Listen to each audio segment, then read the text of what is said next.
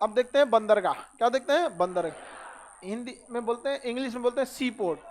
क्या कहते हैं? सी पोर्ट। पानी वाली जहाजें जहां की लगती हैं उसे क्या कहते हैं? सी पोर्ट या बंदरगाह कहते हैं। किसी भी देश के लिए बंदरगाहों से व्यापार करना बहुत सस्ता पड़ता है, क्योंकि पानी वाली जहाज को रास्ते में कुछ नहीं चाहिए। लेकिन इस ससुरन को, ये जो होते हैं सब ट्रेन, जहां तक जाएगी वहां तक बिछाओ, गिट्टी बालू हेन तेन सीमेंट डालो, सड़क वाले को जहां तक जाएगी वहां तक सड़क बिछाओ। समझ में आएगी नहीं? अब सड़क बनाने में कितना खर्चा आता है, आइडिया लगाइए। आपको अपना घर ढलैया में कितना आता है? इतनी सा घर ढलैया लगता है, तो नहीं अपने घरवा के अगवा का सड़किया बनाइएगा ना, बस दुअरवा भर का, समझ में आ जाएगा कि सरकार कितना बनाती है।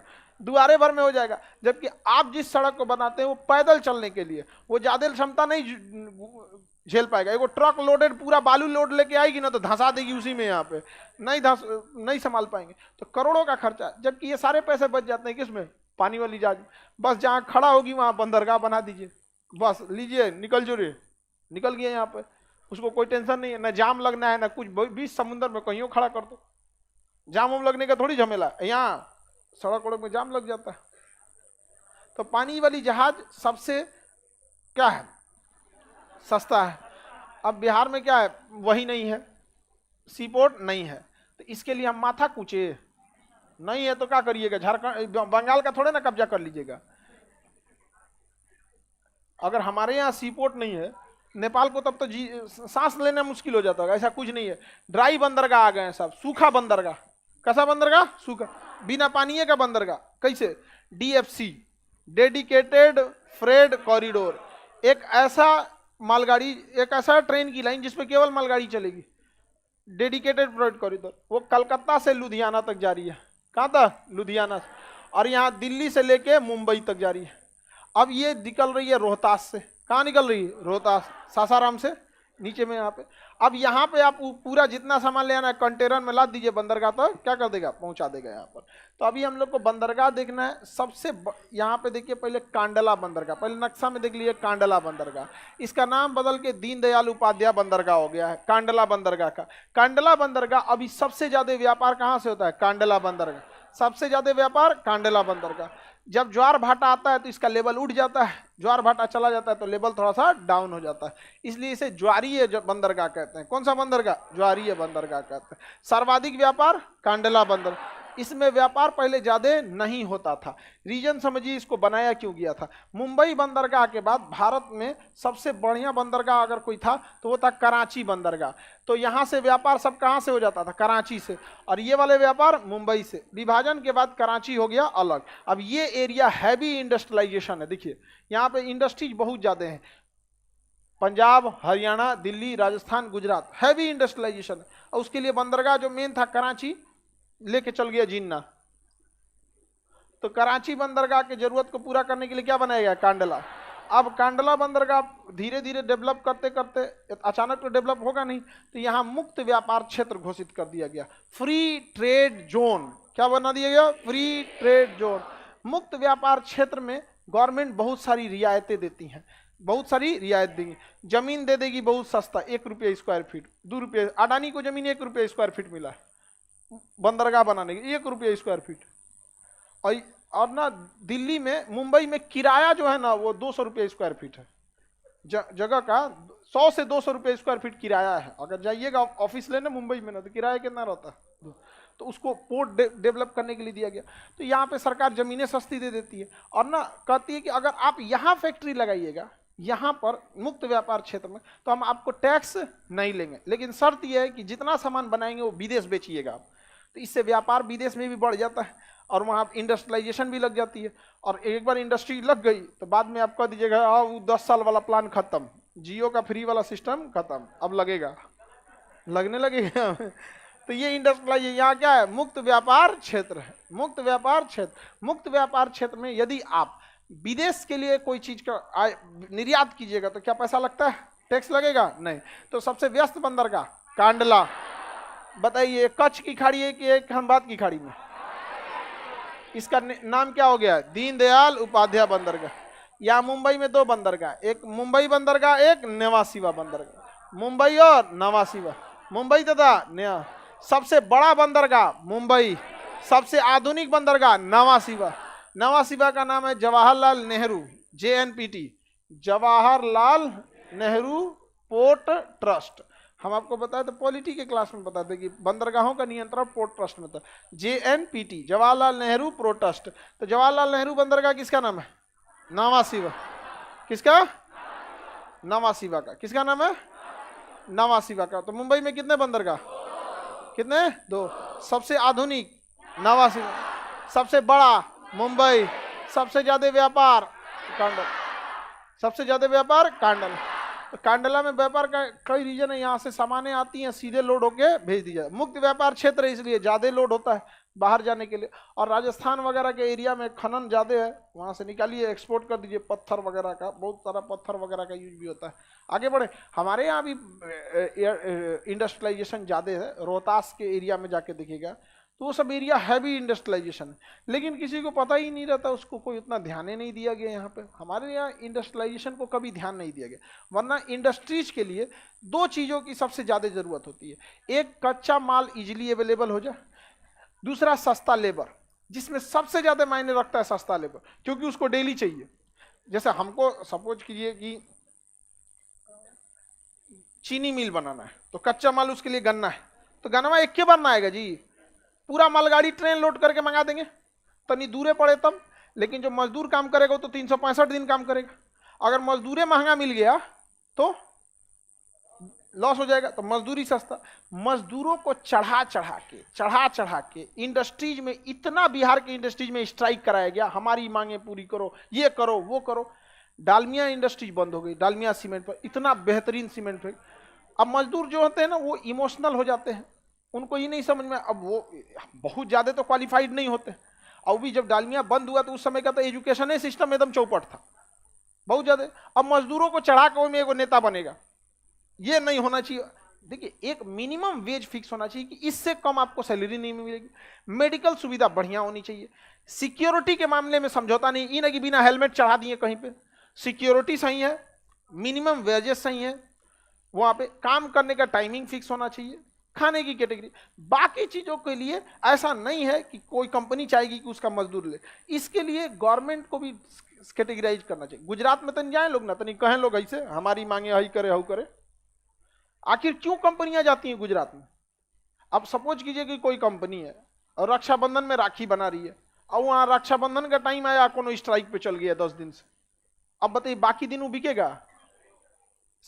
तो उन कंपनियों के लिए भी एक सरदर्द बना रहता।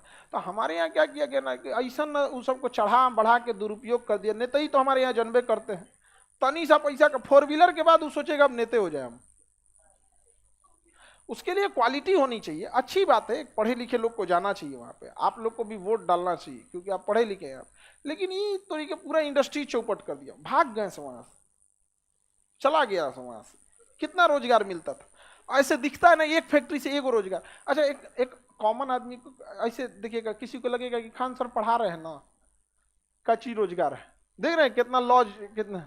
तो डायरेक्ट नहीं दिखता है, इससे इनडायरेक्ट इतने लोग जुड़े होते हैं जिसका कोई हद नहीं। किस रोजगार से? अरे तो तुमको थोड़े रोजगार दे रहा है लॉज वाला, तुम दिमाग है दूसरा। तुम्हें मकान मालिक को कोई दिक्कत है? यहाँ के मकान मालिक को कोई दिक्कत है? आप जाइएगा दूसरा आएगा। पढ़ाई कभी खत्म होने वाली है? साइकिल चलते जाते हैं। जिस लॉज में आप थे कोई जरूरी थोड़ी कि उसी लॉज में आप ही के लिए स्पेशल बनाया गया था। उस पे कितना लोग पढ़ गया, कितना बेरोजगार लौट गया, कितना अधिकारी बन के लौट गए यहाँ पे। अभी आप खाली करेंगे, कल को कोई जाएगा। तो बोलिए ना तनीसा, तो मकान मालिक को यहाँ तनीसा तेज में कहेगा जा तुम जाइए आप। अच्छा रिलेशन बना के रखना चाहिए, क्योंकि देखिए यहाँ के स्टूडेंट भी कई बार मकान मालिकों के साथ ऐसा टॉर्चर किया, सब जाने के टाइम पे बल्ब बल्ब फोड़ के चल जाता है। तो पंखवा नहीं नोच पाएगा तो टेढ़ कर दिया इसे। इससे क्या होता है ना कि वो अब उब जाते हैं, तो पंखा ही नहीं देते, लगाओ तुम अपना यहाँ पे। आपको भी ये सोचना पड़ेगा ये सब चीजों में यहाँ पे, क्योंकि ना अगर आप अच्छा से रिलेशन उनके बनाते तो मुसीबत में वही काम आएंगे। गांव वाला तो बाद में आएगा, लेकिन आप उसको देखते हैं पैसा लूट। अरे भाई पैसा क्या ले, आप इज्जत से बात कीजिए। कहीं बीमार पड़ेंगे तो कई ऐसे भी रहते हैं लोग ना, आपके फैमिली की तरह आपको करते हैं। लेकिन लड़का सब तो ऐसा खचरा रहता है सब यहाँ पे कि मकान मालिक को ना ज्यादा बातचीत नहीं करता है, कहता है कि कहीं ज्यादा बातचीत करेंगे घुल मिल जाएगा, घर द्वार का नंबर ले लेगा और घरे फोन कर देगा 2 दिन से लॉज में नहीं है। कम कचरा रहता है। बताइए सबसे बड़ा बंदरगाह मुंबई, सबसे आधुनिक, सबसे ज्यादा व्यापार, हाँ, मुर्मुगांव बंदरगाह गोवा। यह एस्चुरी पे बनाया गया। एस्चुरी क्या होता है? नदियां जो कचरा लाती हैं समुद्र में गिरा देती हैं तो उसे क्या कहते हैं? एस्चुरी। तो एस्चुरी पे बनाया गया बंदरगाह, हाँ, मुर्मुगांव बंदरगाह। मुर्मुगांव बंदरगाह कहाँ है? गोवा। इस बंदरगाह से पर्यटक बहुत ज्यादा आते हैं। कौन आते हैं? पर्यटक। पर्यटक मतलब घूमने फिरने। मुर्मुगांव बंदरगाह गोवा, पर्यटन के लिए गोवा। गोवा बंदरगाह पर्यटन के लिए बहुत फेमस है। यहाँ 2 शहरों के बीच में पानी वाली जहाज चलती है, सुबह चलेगी शाम को यहाँ उतार देगी आपको ले आके, पर्यटन के लिए। ऐसे तो कंटेनर वाली बहुत आती है, तो कंटेनर वाली अलग डिजाइन की होती है, पर्यटन वाली अलग डिजाइन की होते हैं, सब थोड़ा सा लग्जरियस होते हैं सब। कई जहाज चलते हैं सब इसमें, जलेस, एंग्रिया और कई बड़ी बड़ी जहाज होते हैं सब। किराया इनसो का चालू हो जाता होगा 10,000 से और जाता है लाख लाख रुपया। पानी वाली जहाज का किराया बहुत महंगा जाता है, क्योंकि वो आपका जहाज थोड़ी होटल है वो तो, और डिपेंड करता है आपका रूम किधर है। अगर आपका रूम समुंदरवा के किनारे, जैसे बड़ा वाला पानी वाली जहाज हो गई, बड़ी सी है ये, बड़ी से आपका रूम इस साइड में है तो इधर से समुंदरों देखते रहिए। अब पता चला आपका रूम इधर है, अंदर देखते रहिए, पता नहीं चले घर में कहाँ है। ओकरा से कहिएगा भाई हमरो जाके दे अपनी बालकनी में से। तो डिपेंड करता है आपका रूम किधर। कोनो कोनो कहते एकदम डेक में चल जाता है। डेक मतलब 2 मंजिला तो नीचे घुसी रहती है, ओमे दे देगा आपका, कुछ नहीं दिखेगा उसमें। इसमें तीनों टाइम खाना पीना सारी व्यवस्थाएं रहती हैं, तो काफी महंगा आता है। तो पर्यटन के लिए भी ये भी ठीक रहता है। समझ आ गया कि नहीं आ गया? कहाँ से कहाँ तक? मुंबई से आप घूमने के लिए, अब पानी वाली जहाज से इतना कौन घूमता है? मुंबई बंदरगाह सबसे बड़ा, सबसे आधुनिक, नवासी, सर्वाधिक व्यापार, एस्चुरी पर स्थित मुर्मुगांव, पर्यटन के लिए मुर्मुगांव। मंगलौर बंदरगाह कर्नाटक, मंगलौर बंदरगाह कर्नाटक, मंगलौर कर्नाटक। मंगलौर बंदरगाह आपको याद होगा, यहीं पर कुद्रेमुख है, कुद्रेमुख से लौह निकलता है। तो कुद्रेमुख के लौह को मिडिल ईस्ट या ईरान अरब को निर्यात करने के लिए कौन सा बंदरगाह? मुर्मुगांव, हाँ, मंगलौर बंदरगाह। किस राज्य में? मंगलौर बंदरगाह, मुर्मुगांव, नवासीवा, कांडला। कांडला बंदरगाह का नाम दीनदयाल, और नवासीवा वाले का नाम जवाहरलाल नेहरू, जेएनपीटी। भारत के बंदरगाहों को मालगाड़ी से जोड़ने के लिए डीएफसीसीएल आ रही है प्रोग्राम। ये यहां से आएगी और यहां से 2 भाग में बढ़ जाती है, एक कांडला के लिए निकल जाती है और एक जेएनपीटी के लिए। मुंबई नहीं, जेएनपीटी वाला नवासी। मुंबई बंदरगाह पुराना हो गया है, वहां पे झमेला होता है। मुंबई बंदरगाह पे जहाजों को लोड अनलोड करने में 1 हफ्ता लगा देते हैं सर। मालगाड़ी ले आएगी, उसके गोडाउन में लगा के उतार देगी, अब उसमें से कंटेनर गोडाउन पे लगेगा, गोडाउन से उठा के पानी वाली जहाज पे लदेगा।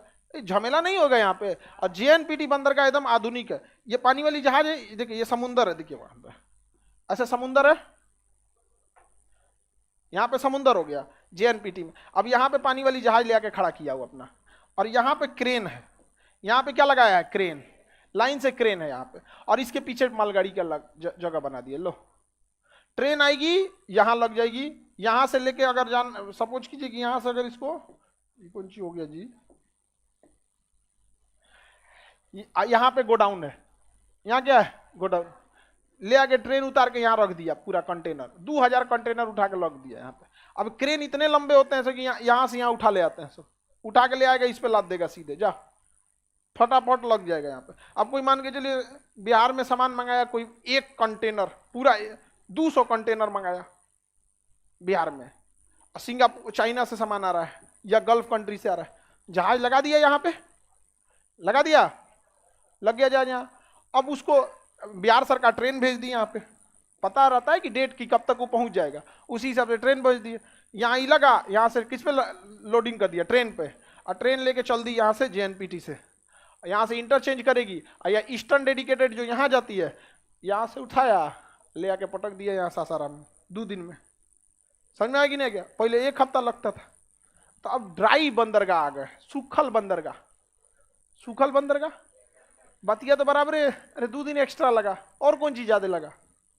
जो पहले 1 हफ्ता लगता था, अभी कितना दिन लगा? 2। अच्छा, इसमें कोई सवारी वाली ट्रेन नहीं जा सकती है, नहीं तो सवारी वाली के लिए आदमी सौतेला व्यवहार करता था, मालगाड़िया को खड़ा कर देता था 2-2 दिन, और सवारी वाले को ले जा रहा है। जबकि सरकार को फायदा मालगाड़ी से होती है, उसमें कुछ नहीं देना है, लाइट बत्ती कुछ नहीं, सीट उठ कुछ नहीं, टीटी पानी टॉयलेट कुछ नहीं, समोसा झालमुड़ी पानी कुछ नहीं, यहाँ पे जहर खुनानी ये सब कुछ नहीं होता है यहाँ पे, जीआरपी सीआरपी ये सब कुछ नहीं, टीटी उटी कुछ नहीं, लाद दिया सीधे निकल दो। यहाँ पे एक गार्ड ड्राइवर निकल दे, गार्ड साहब सिग्नल हो गया है, गाड़ी आगे बढ़ाइए, चल दिया यहाँ पे, जा निकल गया, यहाँ पे कुछ नहीं देना होता है। तो सरकार को फायदा किससे है? मालगाड़ी से, लेकिन हम लोग को झेलना पड़ता है।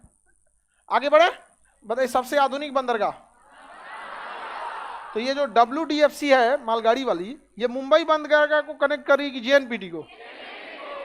JNPT में ही व्यवस्था है। मुंबई तो पुराना बंदरगाह हो गया, वही पुराने जमाने के हिसाब से। आपको सामान ले आना है तो पहले स्टेशन पे उतारिए, स्टेशन से ट्रक से उतार के बंदरगाह पे लाइए, बंदरगाह से फिर उठा के ट्रक से पानी वाली जहाज में, सोचो 3 दिन यही में लगा देता है। तो कहेगा एगो कंटेनर ना मिल रहा है यहाँ पे, हरियर का कंटेनर कहाँ चल गया, ले खोजाओ, सोचो नहीं कहाँ चल गया। तो बताइए ये बंदरगाह का नाम मुंबई, मोरमुगांव, मंगलौर, और ये कोची बंदरगाह। कोची बंदरगाह अरब सागर की रानी किसे कहते हैं? कोची। अरब सागर की रानी कोची। कौन बंदरगाह? कोची बंदरगाह। यहां पर है तूतीकोरिन बंदरगाह, नीचे में कौन सा है? तूतीकोरिन। ये बोलिए तो कांडला, मुंबई, नावासीवा, मोरमुगांव, मंगलौर, कोची, तूतीकोरिन। सबसे गहरा बंदरगाह विशाखापट्टनम, सबसे कम गहरा तूतीकोरिन, सबसे कम गहरा तूतीकोरिन। ये तो यहाँ बड़ी जहाजिए नहीं आ पाती है, बड़ी जहाज यहाँ आ ही नहीं पाएगी, क्योंकि यहाँ पे गहराई ही नहीं है। आपको लगेगा कि खोद काहे नहीं देते हैं, तो नीचवा पहाड़ है, नीचवा क्या है? चट्टान है, पहाड़ है, नहीं खोद पाएंगे यहाँ पर, खोदिए नहीं पाएंगे यहाँ पे। पूरा क्या चट्टान है, काला काला बेसाल्ट चट्टान है सब, तो नहीं खोद पाएंगे। तो पानी वाली जहाज को समुद्र में रोकना पड़ता है, 15 किलोमीटर दूर हुए रुक जो, और वहां से फिर छोट जहाज में अनलोड करेगा, अब ले जाएगा, ला भैया उतारो वहां। समझ में आ गया कि नहीं आ गया? तो सबसे कम गहरा, सबसे पुराना बंदरगाह चेन्नई बंदरगाह, सबसे पुराना बंदरगाह चेन्नई बंदर। जाने दो बबनी को, चल जाइएगा बबनी, देखना इसको, दिमाग नहीं थोड़ा सा खोल दो लोग ना, तुम लोग भी खींच दो। हाँ बेचारे देखो जा पाएगी कि नहीं, बंद कर दो। वहां होशियार लड़की बैठा करो, कल से मत बैठना। वहां कौन बैठेगा? अरे उसको बोलने दो ना, कौन लड़की बैठेगी वहां?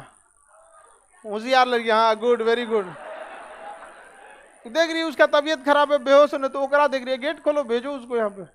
आप इधर तो कोई होशियार ही नहीं है। कौन है? एक तो बस एक तो बताओ, उतना में एक तो होशियार लड़की है, और इतना होशियार है तो तुम उधर ही बैठना, जैसे कोई बेहोश हो तो खोल देना दरवाजा उधर जाकर, या वहां लड़का को बैठा दिया जाए, टेंशन खत्म। हाँ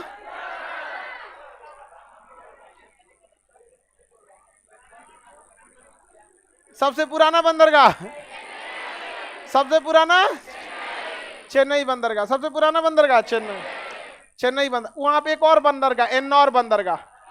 चेन्नई जैसे मुंबई में 2 बंदरगाह है ना, वैसे यहाँ पे भी कितना है? 2। एक का नाम है चेन्नई बंदरगाह, एक का नाम है एन्नौर। चेन्नई और एन्नौर, चेन्नई तथा एन्नौर, चेन्नई तथा एन्नौर। एन्नौर बंदरगाह निगम आधारित है, गवर्नमेंट ने इसे कारपोरेट सेक्टर को बेच दिया। समझ में आ गया कि नहीं? मतलब कारपोरेट आधारित है, निगम मतलब क्या था? कारपोरेट। कई लोग मिलकर उसको क्या करते हैं? ऑपरेट करते हैं। जैसे मुंबई एयरपोर्ट भी तो अडानी का है, तो वो भी तो क्या है? कारपोरेट है। उसे क्या कहते हैं? कारपोरेट। सरकार ने बनाया एयरपोर्ट, बिजली पानी सारा व्यवस्था सेट कर दिया, सब कुछ सिस्टम कर दिया। अब आया भाई बंदर, जहाजिया चलाएगा कौन? एयरपोर्ट को कंट्रोल कौन करेगा? तो बीट लगाया गया। बीट मतलब नीलामी, कौन इस एयरपोर्ट को लेगा?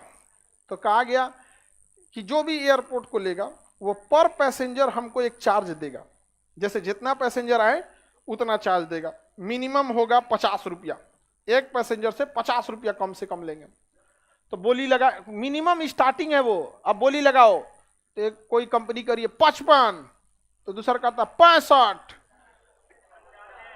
अडानी आगे बोलता 160, शांत सन्नाटा। ले गया कौन? अडानी। कौन ले गया? अब उसके अंदर दुकान लगाइएगा तो अडानी को पैसा, गाड़ी लगाइएगा पार्किंग अडानी का, वहां मॉल खोलेगा अडानी का, वहां पे लॉन्च खोलेगा अडानी, सब चीज अडानी। अब जैसे मुंबई, सिंपल सी बात करते हैं, दिल्ली बंदर, दिल्ली एयरपोर्ट का 4 करोड़ पैसेंजर जाते हैं दिल्ली एयरपोर्ट पे साल। दिल्ली कैसे जाएगा रे गधा 4 करोड़? दिल्ली 4 करोड़ कैसे जाएगा?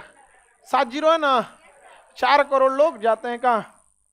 दिल्ली बंदर, दिल्ली एयरपोर्ट। सरकार अब जिम्मेदारी लेगी, सारा कंपनी को दे दी। एक पैसेंजर से कितना रुपया जोड़ लीजिएगा? 16 चौको 64, कै को जीरो? 8 गो, 2 2 4 2 6 6 2 8, 1 2 3 4 5 6 7, इस 7 को हटाइए, 640 करोड़ बैठे बैठा है सरकार को, 640 करोड़ सालाना। टेंशन खत्म, बाकी ले जाओ अडानी, जो करना है करो, उससे मतलब नहीं। पहले ये जो एयरपोर्ट देने का बात था वो था कि आपको जितना प्रॉफिट होगा उस प्रॉफिट में हम हिस्सा लेंगे। तो कंपनी क्या करती थी ना, प्रॉफिटे नहीं दिखाती थी, प्रॉफिटे कम दिखाती थी। अब क्या पैसेंजर कम दिखाएंगे लोग? अरे कितना टिकट बिका है दिल्ली से, वो तो पहले अडानी से पहले सरकार को पता चलेगा क्योंकि जैसे एयरपोर्ट पे घुसते हैं ना तो स्कैनिंग होती है, आपकी टिकट स्कैन फटाक से हो जाता है कि आप चढ़े कि नहीं चढ़े। दूसरा, एयरलाइंस के पास पूरा डाटा होता है, आज दिल्ली से कितने लोग चढ़े हैं स्पाइस जेट में, इसमें से खटाखट वो तो चोरी का चीजें नहीं है, उसको आप कहाँ से चोरी कर सकते हैं। और कितना अच्छा सिस्टम, प्रॉफिट पे नहीं तो प्रॉफिट को छुपाना 2 मिनट का काम होता है। समझ में आ गया कि नहीं आ गया? बताइए यहाँ पे कितने बंदरगाह? 2। कौन कौन? चेन्नई और एन्नौर, चेन्नई और चेन्नई दादा, यहां पर है विशाखापट्टनम। कौन बंदरगाह? विशाखापट्टनम। सबसे गहरा बंदरगाह, सबसे सुरक्षित बंदरगाह विशाखा। एक्चुअली इससे 2-4 किलोमीटर के आगे ना एक तो पहाड़ खड़ा है जिसका नाम है डॉल्फिन नोज। क्या है? पहाड़ है डॉल्फिन नोज। तो बंदरगाह के थोड़ा दूर आगे क्या है? पहाड़ है डॉल्फिन नोज। सुनामी आता है ना तो पहाड़वे रोक देता है, टकरा जाएगा, इधर कोई दिक्कत नहीं है। तो सबसे सुरक्षित बंदरगाह डॉल्फिन नोज पहाड़ी किस बंदरगाह के आगे? सबसे गहरा बंदरगाह, सबसे गहरा यहाँ पे पारादीप बंदरगाह, उड़ीसा में पारादीप, उड़ीसा में पारादीप बंदरगाह। बेसिकली चावल निर्यात के लिए क्वेश्चन पूछा था, चावल निर्यात के लिए पारादीप बंदर, चावल निर्यात के लिए पारा। नदी पर स्थित हल्दिया बंदरगाह, नदी पर स्थित हल्दिया बंदरगाह, नदी पर स्थित किस नदी पर? हुगली। यहाँ पर आपका पोर्ट ब्लेयर, कौन सा है? Port Blair. कौन सा है ये? Port Blair. कौन सा बंदरगाह? Port Blair. Port Blair. तो 13 बड़े बंदरगाह हैं भारत में। बड़े बंदरगाहों की संख्या कितने? 13। छोटे बंदरगाह राज्य सरकार के अंडर में आते हैं और बड़े बंदरगाह केंद्र सरकार। कितने बड़े बंदरगाह? 13। सबसे बाद में बनाया गया बंदरगाह पोर्ट ब्लेयर, सबसे बाद में पोर्ट। अभी तमिल यहाँ पे क्या नाम है, अंडमान निकोबार में सरकार एक शहर बसाने जा रही है। ठीक है, बढ़िया, वहाँ शहर बसा रहता है, टूरिस्ट के लिए भी ठीक रहता है। यहाँ पे सबसे व्यस्त बंदरगाह नदी पर स्थित, नदी पर स्थित सबसे व्यस्त, सबसे आधुनिक, हाँ सबसे आधुनिक नवासी, सबसे आधुनिक, सबसे व्यस्त, सबसे गहरा, नदी पर, चावल निर्यात के लिए, सबसे कम गहरा तूतीकोरी, सबसे पुराना चेन्नई, सबसे आधुनिक नवासीवा, सबसे बड़ा मुक्त व्यापार क्षेत्र ज्वारीय बंदरगाह कांडलाई, सबसे गहरा अरब सागर की रानी एस्चुरी पर स्थित एस्चुरी पर मोरमुगांव। कुद्रेमुख के लौह अयस्क को कर्नाटक किससे निर्यात? हाँ, मंगलौर बंदरगाह से। नदी पर स्थित, नदी पर स्थित हल्दिया। किसी को कोई दिक्कत नहीं? अब कल छोटे बंदरगाह और शिपयार्ड देख लेंगे, ठीक है। 4 तारीख से आप लोग का केमिस्ट्री स्टार्ट है।